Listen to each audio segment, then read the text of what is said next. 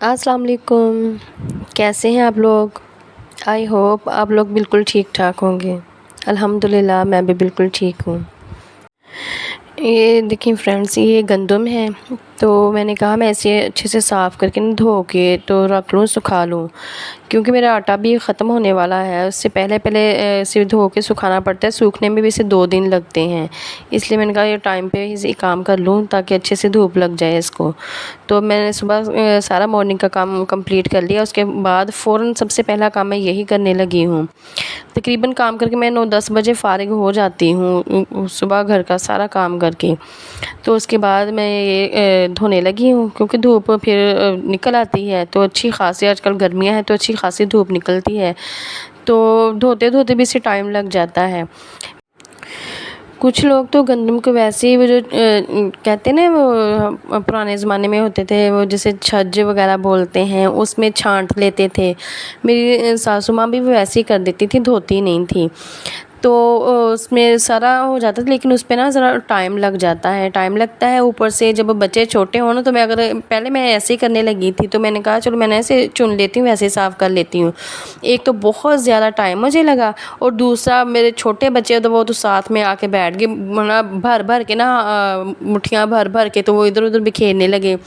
ऐसे तो मुझे बहुत दिक्कत हो रही थी, कोफ्त हो रही थी देख के। तो फिर मैंने सोचा कि इसे धो लेती हूँ, क्योंकि गंदम इतनी गंदी नहीं थी, इसमें तकरीबन साफ़ ही थी। इसमें वो जो होते हैं ना ये जो मैं आपको दिखा रही हूँ, ये छोटे छोटे से ना मिट्टी के ही हैं, मिट्टी है। तो मैंने कहा चलो धोने से ना अच्छे से मल मल के से धोऊंगी तो मिट्टी निकल जाएगी, ऐसे पानी में घुल जाएगी। और ऊपर जो भी इसके ऊपर जो होता है तिनके वगैरह, वो खुद ही पानी के साथ तैर के बाहर निकल जाते हैं। तकरीबन है ना धोना ठीक रहता है। इसमें ये है कि टाइम नहीं ज़्यादा लगता, ऊपर से ना अच्छे से क्लीन हो जाती है गंदम, साफ़ सुथरी हो जाती है, मिट्टी वगैरह से सबसे हो जाती है, पाक हो जाती है। तो फिर मैंने ना इसे धोना ही ज़्यादा मुनासिब समझा। और दूसरा फिर बच्चे पास नहीं आते, तो फिर वो एक साइड पे बैठे रहते हैं, तो मैं इधर रख के ना एक साइड पे इन्हें धो लेती हूँ। तो मैं गंदम धोने लगी थी, पिछली बार भी फिर मैंने धोई ही थी। एक बार मैंने किया था, लेकिन टाइम बहुत ज़्यादा लगा था। फिर उसके बाद मैंने धोना स्टार्ट कर दिया। तो ये है कि इसे सूखने में 2 दिन लग जाते हैं, लेकिन बंदा ऐसे करे ना 2 दिन पहले ही कर ले। तो मैं 2 दिन, जब मेरा आटा ख़त्म होने लगता है ना, उससे 2 दिन पहले ही मैं इसे धो के ना सुखा लेती होती हूँ। तो फिर जब तक मेरा आटा ख़त्म होता है तब तक ये धो के सूख के और पिसवा भी लाते हैं, तब मेरा मतलब ठीक रह जाता है सारा काम, टाइम पे हो जाता है। मतलब दिक्कत नहीं होती मुझे किसी भी चीज़ की। अभी मैं आपको दिखाऊंगी कि जब इसमें मैं पानी डाल रही हूँ ना, तो जब अच्छे से ये भीग जाएगी तो इसे हल्का सा मलूंगी मैं, तो ये ना जो मिट्टी होती है फिर वो ऊपर आ जाती है। पानी थोड़ा सा ना मिट्टी जैसा हो जाता है, काला काला सा। तो फिर वो 3-4 पानियों में अच्छे से धोती हूँ ना, जब तक पानी साफ़ नहीं हो जाता। तो फिर जब मेरी तसल्ली हो जाती है 3-4 पानियों में धो के, तो फिर मैं ऐसे सूखने के भी छत पे डाल देती हूँ। ये देखें, ये जो मिट्टी है ना अच्छे से वो घुल के इसमें तो ऊपर आ जाती है। ये जो तिनके वगैरह भी जो भी इसके ऊपर होता है, जो छांटने से भी निकलते हैं ना, वो घास जो पता नहीं क्या होता है इसके ऊपर, तिनके वगैरह जो लोग तो यूज़ करते हैं गंदम घर में, खुद पिसवाते हैं, उन्हें तो पता ही होगा। तो ये सारा कुछ तिनके वगैरह सारा कुछ निकल जाता है। ये देखें पानी कितना गंदा सा है। फिर ये कितने 3-4 पानियों में जब करती है ना, तो फिर जब पानी साफ़ सुथरा हो जाता है फिर मैं इसे डाल देती हूँ सूखने के लिए। हम लोग शुरू से ही गंदम का आटा खुद ही पिसवाते थे, लेकिन बीच में ना कुछ अरसे के लिए हमने मतलब गंदम नहीं ली थी 1-2 बार, तो जिसकी वजह से हमने फिर ना दूसरा चक्की से मेरे हस्बैंड ले आते थे आटा, लेकिन वो भी खालिस नहीं होता, उसमें भी मिलावट होती ही है। इसलिए फिर दोबारा से हमने ली है गंदम के, नहीं यही ठीक रहता है। खैर गंदम भी धुल रही है। अभी मैं 2-3 टब ऐसे भर भर के धोऊंगी ना, तो फिर हमारा महीने तक का तकरीबन हो जाता है आटा। तो ये टब छोटे हैं, इसलिए मैं 2-3 बार कर, अगर बड़ा होना तो उसमें 2 बार ही हो जाएगी। तो ये टब छोटे हैं इसलिए 2-3 बार इसे करना पड़ता है। खैर उसके बाद गंदम धो के मैंने ऊपर डाल दी थी सूखने के लिए। उसके बाद मैंने ये आज इसे जो मेरी ये रेड अलमारी है, इसे मैंने कुछ थोड़ा सा अरेंज करना है, क्योंकि काफ़ी दिन हो गए हैं इसे ठीक किए हुए। इसमें काफ़ी चीज़ें मैसी हुई हुई हैं। तो उन्हें मैं अरेंज करूँगी। तो और इसके अलावा मेरी किसी सिस्टर ने कमेंट किया था कि आप ये जो रेड कलर की अलमारी है इसका एक बार अच्छे से रिव्यू दीजिएगा कि किस तरह की बनी हुई है, किस चीज़ से बनी है, कितनी स्पेस है, मतलब इसका मुकम्मल टोटल उन्होंने कहा था। तो मैंने कहा चलो आपको साथ में ये भी शेयर कर लेती हूँ, साथ में इसे मैं अरेंज भी कर लूँगी अच्छे से। और तीसरी बात ये कि जो मेरी सेफ अलमारी है, ये मैं आपको इसका डोर खोल के दिखाती हूँ। जब हमने सामान की पिछले दिनों में सेटिंग की थी ना, तो ये कुछ ज़्यादा ही आगे करके रखा होगी, जिसकी वजह से ये जो इसका दरवाज़ा है ना, ये पूरा खुलता नहीं है। तो मुझे कपड़े रखने में मुश्किल होती है। इस साइड में मैं छोटे बच्चों के कपड़े रखती हूँ, जो उन्हें बार बार मुझे निकालना रखना पड़ता है। तो ये खुलने में ना बहुत दिक्कत हो रही थी, बहुत मसला बन रहा था। मैंने कहा चलो इसे जब कपड़े सारे निकालूंगी, इसमें से सामान निकालूंगी, तो इसे भी ठीक कर लूँगी, ताकि दरवाज़ा पूरा खुले, मैं अच्छे से कपड़े ऑर्गेनाइज़ कर सकूँ, इसमें रख सकूँ, बार बार निकालने रखने होते हैं। और दूसरा इसे भी अच्छे से मैं कर लूँ। और तीसरा जो आपने रिक्वेस्ट की थी कि जिसने भी कहा था कि उससे भी रिव्यू दे दूँ कि किस तरह की बनी हुई है, कैसे हैं ये इसके हैंडल लगे हुए हैं। ये बनी है आयरन की, मतलब लोहे की। मेरे हस्बैंड, मैंने आपको बताया था कि लोहे का काम करते हैं, वेल्डिंग का। तो उन्होंने ख़ुद ही घर पे बनाई थी। अगर हम बाहर से बनवाते ना तो हमें काफ़ी महंगी पड़नी थी। ये अलमारी बनवाने की मेन वजह ये थी कि हमारे घर में ना चूहे बहुत ज़्यादा आते थे। तो फिर ये जो मैंने कपड़े वगैरह कुछ भी रखती थी ना, को बाहर अपनी सेफ अलमारी से या पेटी या दूसरी चीज़ों के अलावा, तो वो सारे ना कपड़े ख़राब कर देते थे कुतर कुतर के। तो इसलिए मैंने ये बनवाई थी। तो मेरे हस्बैंड ने भी बना के दी। इसमें अब मेरी चीज़ें सेव रहती हैं। मैंने इसमें सामान क्या है मैं आपको बाद में दिखाती हूँ। पहले मैं आपको इस साइड पे दिखा दूँ कि ये देखें, ये जो डोर है, ये इधर वाली साइड से ये चादर प्लेन है, और एक तरफ से जो चादर होती है ना, लोहे की चादर, ये जो लोग लोहे का काम करते हैं, जिन्हें थोड़ा बहुत नॉलेज होगा तो उन्हें पता है ये चादर होती है। बाहर की तरफ से प्रिंटेड है, अंदर से बिल्कुल प्लेन है, और ये इसका डोर है। तो इसी तरह से इधर वाली साइड पे भी ऐसे ही लगी है। तो इसकी चौड़ाई तकरीबन अलमारी की है 2 फीट है, और इसकी लंबाई जो ऐसे मतलब कहते हैं ना, जो लंबाई है इसकी लेंथ, वो 4 फीट है। अंदर से भी काफ़ी गहरी है, इसमें काफ़ी ज़्यादा सामान रखा जाता है, जैसा कि आप देख रही हैं। ये मेरा सामान मैं इधर दिखा लूँगी बेड पे वगैरह पे और बिस्तर पे, जहाँ ये जो दोनों चीज़ें हैं इस पे सारा तकरीबन मेरा सामान आ जाएगा। इतना सामान इसके अंदर एडजस्ट करके रखा हुआ है मैंने। मैं निकाल के आपको दिखाऊँगी, 1 बाय 1 सारी चीज़ें निकालती हूँ, फिर मैं आपको दिखाती हूँ।